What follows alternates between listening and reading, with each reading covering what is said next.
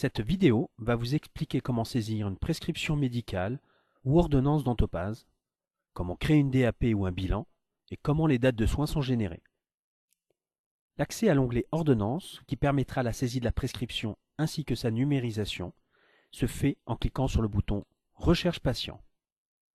Puis après avoir sélectionné le patient, en cliquant sur le bouton Accès ordonnance.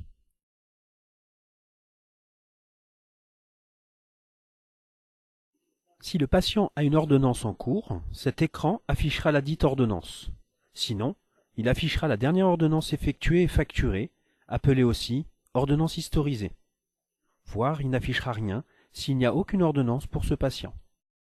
S'agissant d'une ordonnance en cours, il est possible depuis cet écran de procéder à la facturation FSE ou papier des actes restants.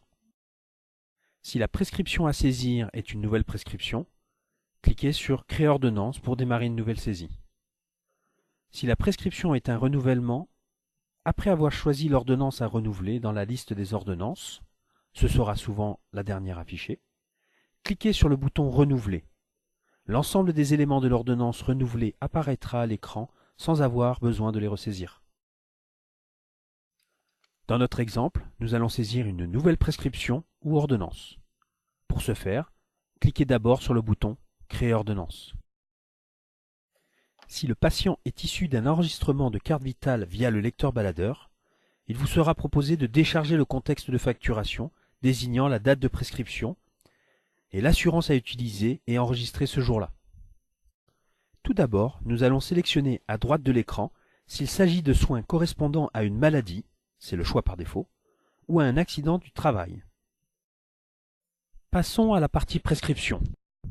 Recherchons tout d'abord la nature de l'acte prescrit et sa cotation en cliquant sur Code. Cette liste affiche une liste d'actes personnalisables dans laquelle sera sélectionné le ou les actes correspondant à la prescription. Vous pouvez également choisir un acte directement sur le référentiel de la nomenclature donné par l'UNCAMS. L'indication « Oui » dans la colonne DAP vous indique que cet acte nécessite l'élaboration d'une demande d'accord préalable, appelée aussi DAP. Dans notre exemple, nous allons enregistrer une prescription comportant 10 séances de rééducation après entorse au cabinet, hors dimanche et jours fériés. Saisissons le nombre 10 correspondant au nombre de séances prescrites. Par défaut, le lieu de traitement est domicile, mais vous pouvez changer la valeur si la prescription concerne des soins au cabinet. Vous sélectionnerez alors la valeur adéquate correspondante. Dans notre exemple, les soins se déroulant au cabinet, nous plaçons CAB dans la case lieu du traitement. Saisissons maintenant la date de prescription. Vous constatez que tous les intitulés de couleur foncée permettent en cliquant dessus d'accéder à une liste de choix pour la case qui la suit. Saisissons le prescripteur en cliquant sur l'intitulé Par, puis en le sélectionnant dans la liste, Afficher. S'il n'existe pas, il faut lancer la création en cliquant sur le bouton Créer. Saisissons ensuite la date de demande d'accord préalable, qui peut être la date de prescription, la date de début du premier soin ou la date du jour. Passons maintenant au paramétrage de facturation de cette ordonnance. Si le patient présente sa carte vitale, veuillez cocher le mode de facturation FSE afin que la carte vitale lise et affiche directement la nature d'assurance et l'exonération de la prise en charge de la caisse. Si le patient n'a pas de carte vitale ou s'il l'a oublié, cochez le mode FS papier, sachant que vous pourrez revenir ultérieurement sur le mode de facturation.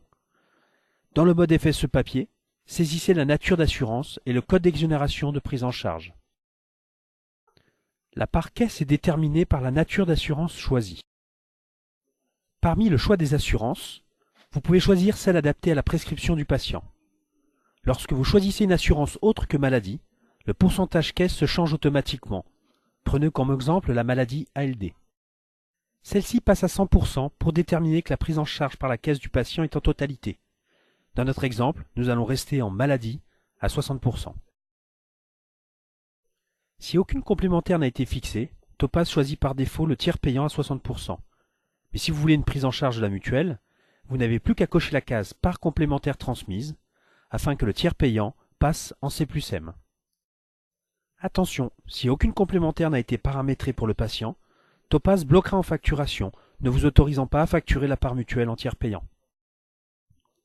L'accident de droit commun ou voie publique doit être positionné à non, sauf en cas d'attestation contraire. Le code d'accord préalable est par défaut positionné sur acte non soumis, mais en le passant à pas de réponse, vous avez la possibilité d'imprimer la demande d'accord préalable directement par le logiciel. La non-réception d'un accord dans un délai de 15 jours vaut acceptation de la caisse.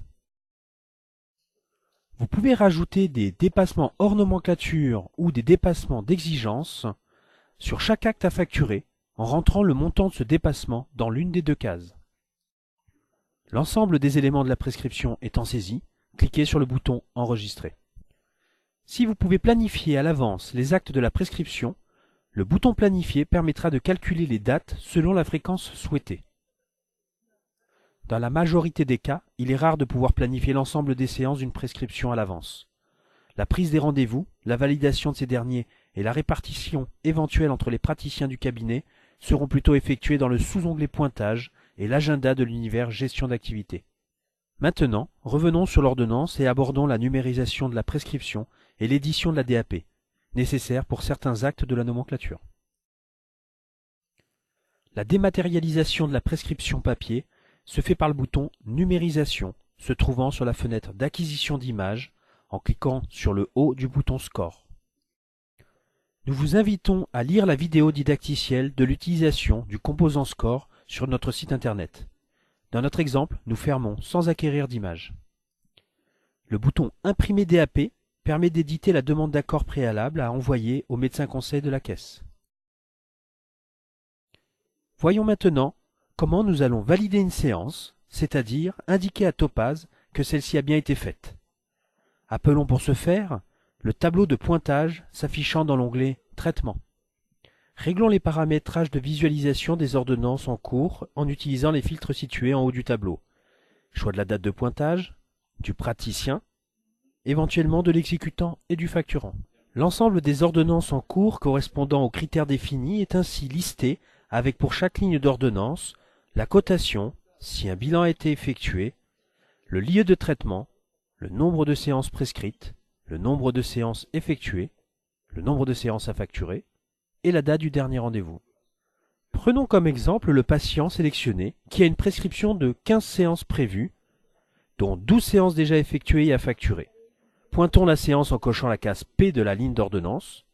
Le nombre de séances effectuées et à facturer passe de 12 à 13 et la date du dernier rendez-vous est égale à la date du pointage. Des couleurs paramétrables permettent d'alerter sur le suivi de la prescription, parmi lesquelles quand le nombre de séances effectuées est égal au nombre de séances prescrites, ici en rouge, ou s'il reste peu de séances à effectuer, ici en vert.